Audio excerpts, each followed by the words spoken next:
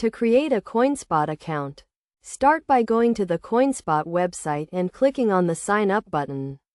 You will be prompted to enter your email address, password, and other basic information. Choose a strong and unique password to ensure the security of your account.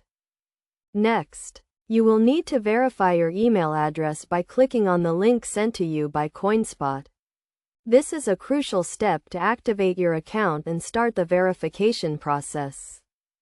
After verifying your email address, you will be asked to provide identification documents to verify your identity. This is a standard procedure to comply with anti-money laundering regulations.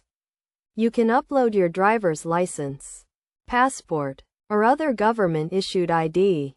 Once your identity is verified, you can proceed to set up two-factor authentication to add an extra layer of security to your account. This will require you to enter a code sent to your phone or email every time you log into your account. Now you can deposit funds into your account using various payment methods such as bank transfer, credit card, or cryptocurrency. Make sure to follow the instructions carefully to avoid any errors or delays.